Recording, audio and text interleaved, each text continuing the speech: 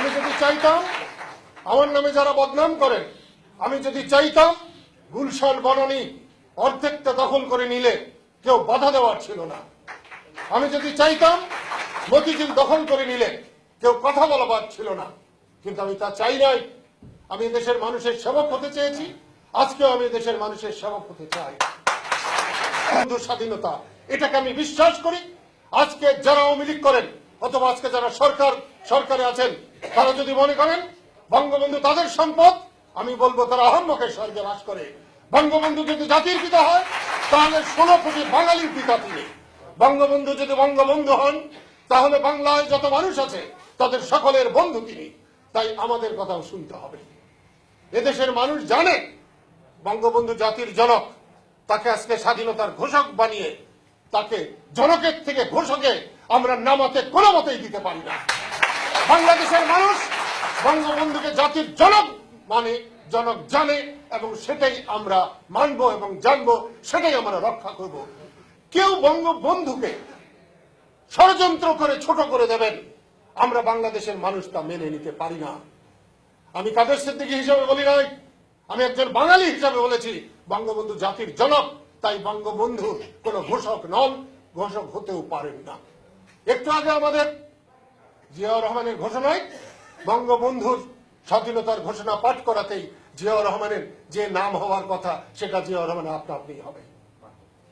সেদিন গফফর চৌধুরী লিখেছেন যে আমি একটি যেটা সমাধান হওয়া জিনিস সেটাকে আমি বিতর্কিত করেছি। বিতর্কিত তো আপনারাই করেছেন। বঙ্গবন্ধু জাতির পিতা এটা সবাই জানে।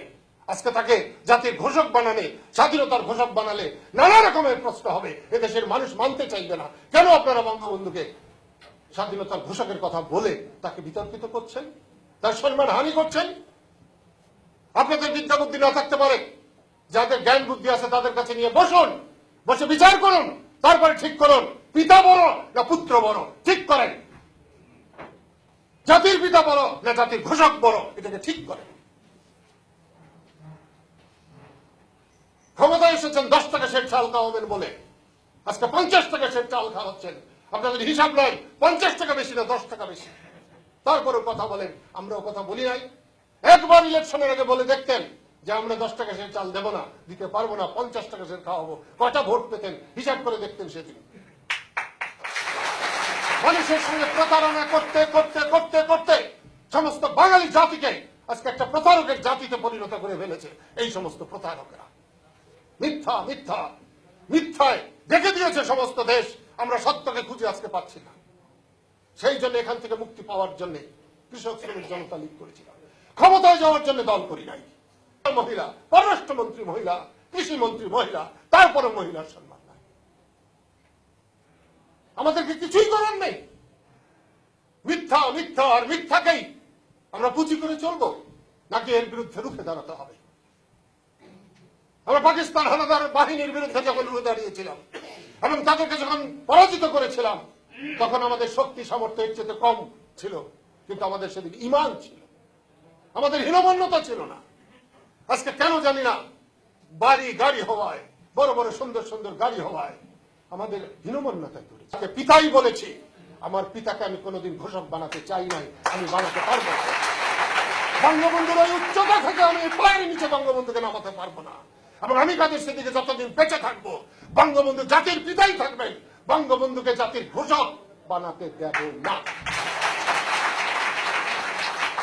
স্কুলের হেডমাস্টার স্কুল চালায়, দপ্তরি বেল বাজায়, বঙ্গবন্ধুকে দপ্তরি বানাতে দিতে রাজি না। জিনিসটা খেয়াল রাখবেন। সেই জন্য বলছি, মিথ্যা কথা বলে জাতির সঙ্গে আর প্রতারণা করবেন না। সত্য কথা বলেছেন জেনারেল ইব্রাহিম, আগামী 3, 4, 5 বছর পরে গ্যাসের সমস্যা, বিদ্যুতের সমস্যা পুড়ে ছাড় হয়ে যাবে, কোনো চিন্তা নাই। যার যখন আগলা পয়সা পেতে পারে বিদেশ থেকে সাহায্য নেই, সেখান থেকে ভাগ নেওয়ার জন্য প্রত্যেকেই লালায়িত, কেউ জাতির কথা চিন্তা করছেন না। আজকে যুদ্ধ অপরাধীদের বিচার বলছেন, পপুলার হওয়ার জন্য বলছেন। আমার কাছে তো মনে হয় না যে যুদ্ধ অপরাধীর বিচার করবার জন্য এই সরকার কখনো আন্তরিক। আমি শুধু এই প্রশ্নটা করার জন্যই আওয়ামী লীগের লোক বিগড়ে গেলেন, গফফর চৌধুরীকে লেলিয়ে দিলেন আমার উপরে। আমি তো মনে করি পাকিস্তান হানাদাররা বাঙালির বুকের উপরে চেপে বসেছিল যে যখন, তখন এই পাকিস্তান হানাদাররাও যে পরিমাণ নির্যাতন করেছে, কলম দিয়ে গফফর চৌধুরী তার চেয়ে বেশি নির্যাতন করতে, তার কোনো কথা ঠিক নয়। 1975 সালে বঙ্গবন্ধুর এত বিরোধিতা করেছিলেন, এত সমালোচনা করেছিলেন, বঙ্গবন্ধুর কাছ থেকে টাকা নিয়ে টিকিট নিয়ে ক্রান্তি আমায় ক্ষমা করো প্রভু বলে উনি ইংল্যান্ডে চলে গেলেন।